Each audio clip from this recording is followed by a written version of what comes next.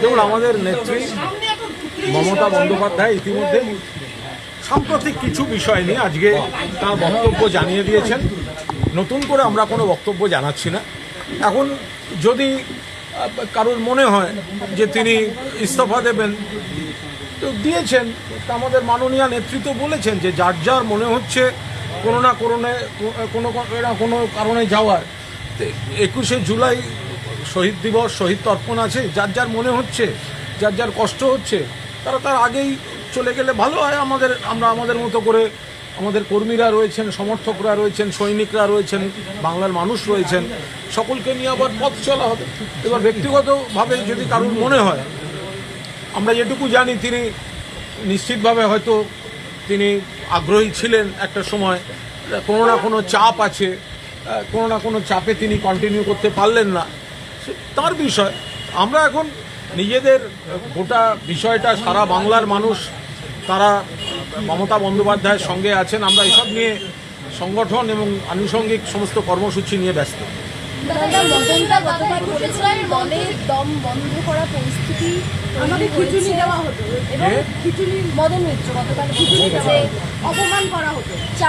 আমি আবার একটা কথা বলছি,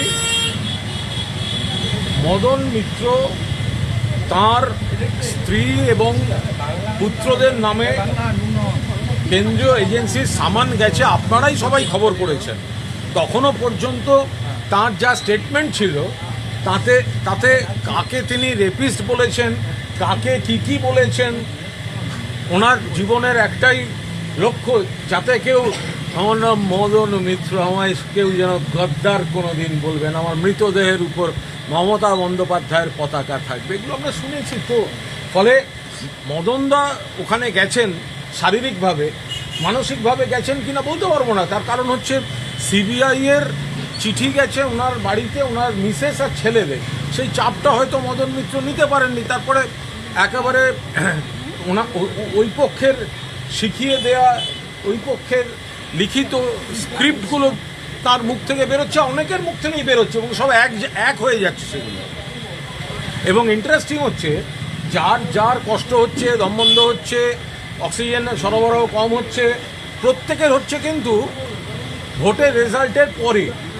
অর্থাৎ মমতা বন্দ্যোপাধ্যায় যদি মুখ্যমন্ত্রী থাকতেন, তৃণমূল কংগ্রেস যদি সরকারে থাকতো, তাহলে তাদের একরকম চেহারা হতো।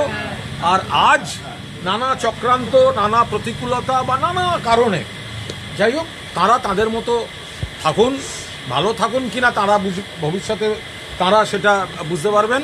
কিন্তু আমরা মাথার উপর মমতা বন্দ্যোপাধ্যায় আর সারা বাংলার মানুষ এবং তৃণমূল কংগ্রেস কর্মীরা মমতা বন্দ্যোপাধ্যায়, আমরা পরিষ্কার কথা বলি যে তৃণমূল কংগ্রেসের বা মমতা বন্দ্যোপাধ্যায়ের যারা সৈনিক বা সাধারণ বাংলার মানুষ, একটা কথা বলুন তো, মমতা বন্দ্যোপাধ্যায়ের ছবি বাদ দিয়ে, ছবি না দিয়ে যারা 21শে চলো বলে প্রচারের মিডিয়া বা সোশ্যাল মিডিয়ায় যারা ছড়াচ্ছে, কোনো প্রকৃত তৃণমূল কংগ্রেস কর্মী সেটাকে বিশ্বাস করবে? কোনো প্রকৃত তৃণমূল কংগ্রেসের কর্মী মমতা বন্দ্যোপাধ্যায়ের ছবি ছাড়া তৃণমূল কংগ্রেসের কোনো, এবং বিশেষ করে 21শে জুলাইয়ের মতো শহীদ তর্পণ অনুষ্ঠান, এটা মমতা বন্দ্যোপাধ্যায়ের ছবি ছাড়া? যারা বলছেন মমতা বন্দ্যোপাধ্যায়কে তারা নাকি চেয়ারম্যানশিপ থেকে তারা সরিয়ে দিচ্ছেন, কর্মীরা, বাংলার মানুষ দেখছেন, কর্মীরা মমতা বন্দ্যোপাধ্যায়ের সঙ্গে, বাংলার মানুষ মমতা বন্দ্যোপাধ্যায়কে সমর্থন করছেন, এই ধরনের চূড়ান্ত বিশ্বাসঘাতকতা এটা হতে পারে না।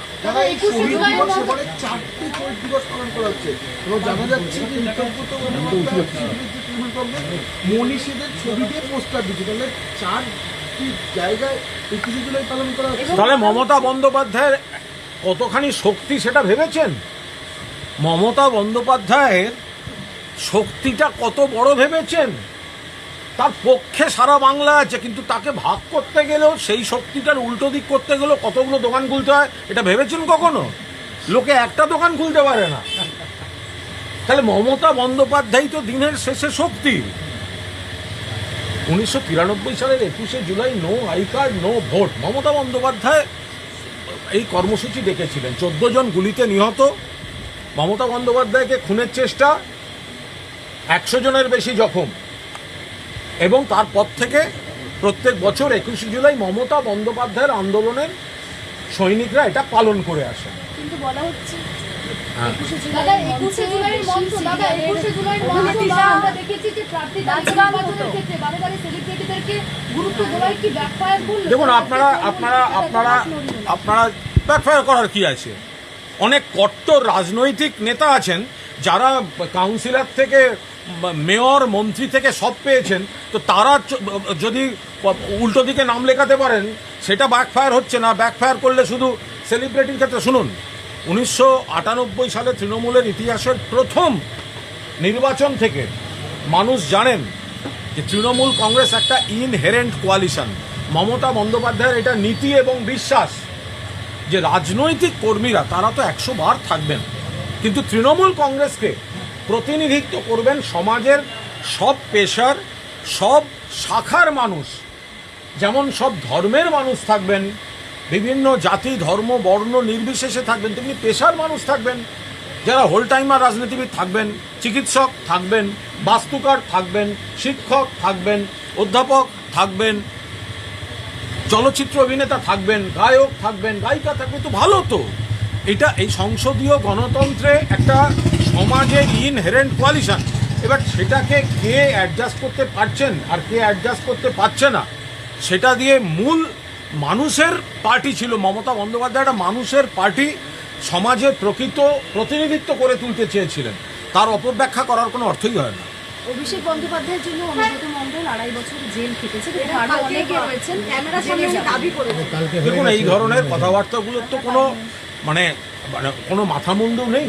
এখন আমরা আবার বলছি, যারা মমতা বন্দ্যোপাধ্যায় বা তৃণমূল কংগ্রেস, এবার বিভিন্ন এজেন্সি, সেন্ট্রাল এজেন্সি, রাজ্যের পুলিশ, তারপর সকলকে একটা স্ক্রিপ্ট বেঁধে দিয়েছে, সকলকে স্ক্রিপ্ট বেঁধে দিয়েছে যে অমুককে টার্গেট করতে হবে, অমুক কথা বলতে হবে। যদি একটাই দোষ, বুঝলেন, মমতা বন্দ্যোপাধ্যায়ের নামে ভদ্রমহিলা, ওনার একটাই দোষ, উনি আর আজকে মুখ্যমন্ত্রী নেই, তাই জন্য এই সমস্ত নোকদাঁতগুলো দেখতে হচ্ছে, এই সমস্ত ডায়লগ শুনতে হচ্ছে। আজকে যদি মমতা বন্দ্যোপাধ্যায় মুখ্যমন্ত্রী থাকতেন, আজকে যারা বড় বড় কথা বলছেন না, তারাই কিন্তু দিদি দিদি দিদি দিদি দিদি দিদি, তারা কিন্তু ওই মমতা বন্দ্যোপাধ্যায়কে ঘিরে রাখতেন, অভিষেক বন্দ্যোপাধ্যায়ের সঙ্গে সেলফি তুলতেন। দাদা, একটা বিষয়, উত্তরপ্রদেশে ATS anti terrorism squad Trinamool নেতা আব্দুল্লাহ গাজীর বাড়িতে তল্লাশি অভিযান চালাচ্ছে। শুধু তারাই নয়, ইডিও তল্লাশি অভিযান চালাচ্ছে। দেখুন, সমস্ত বিষয়টা একটা বৃহত্তর ষড়যন্ত্রের একটা রূপরেখা।